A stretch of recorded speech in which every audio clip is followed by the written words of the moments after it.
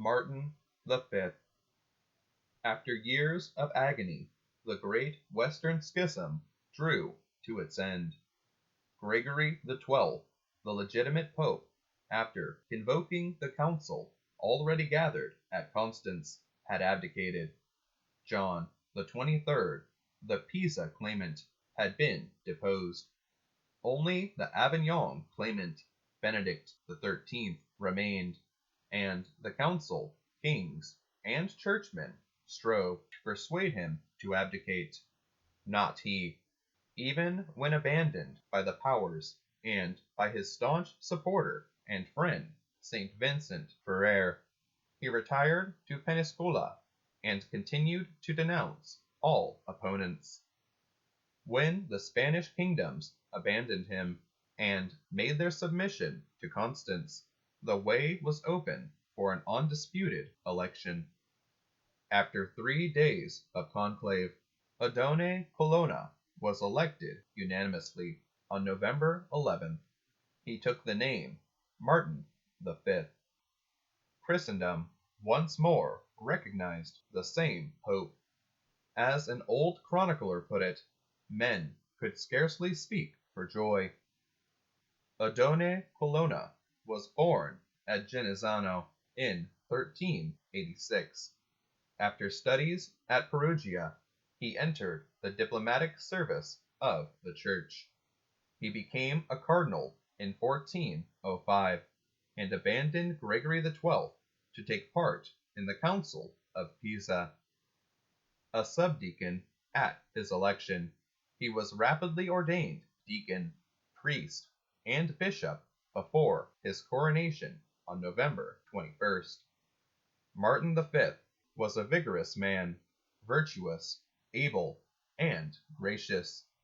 He needed all his good qualities, for the difficulties he faced were immense. Though the schism had ended, it left a rich legacy of evils. At first, Martin could not even get to Rome, but by skillful diplomacy he entered the city in 1420. He found it in a dreadful shape and worked hard to restore it. Martin was much less successful in launching the needed reform. His energy was diverted from this task by his fear of a council. The Council of Constance, in a revolutionary series of decrees, had declared that a general council is above the Pope. Martin was unable to approve this, but he feared to provoke a fresh schism. Consequently, he cleverly approved whatever the council had done in a conciliar manner. Since the revolutionary decrees had been carried in a manner far from conciliar, they were implicitly excluded from papal approval.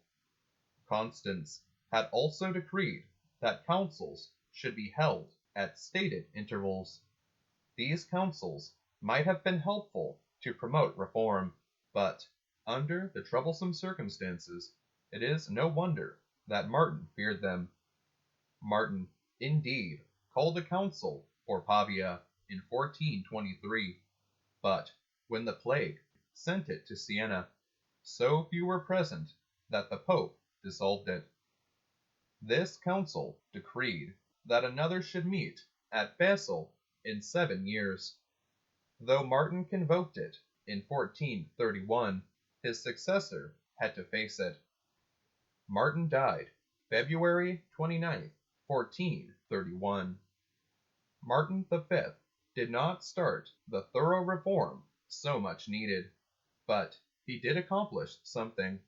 He supported the great Franciscan Saint Bernardino of Siena in his propagation of the devotion to the holy name of Jesus. He created excellent cardinals. He did so much for Rome and the Papal States that he is known as the second founder of the papal monarchy and the restorer of Rome. Martin V, 204th Pope. Christ our King, thy kingdom come.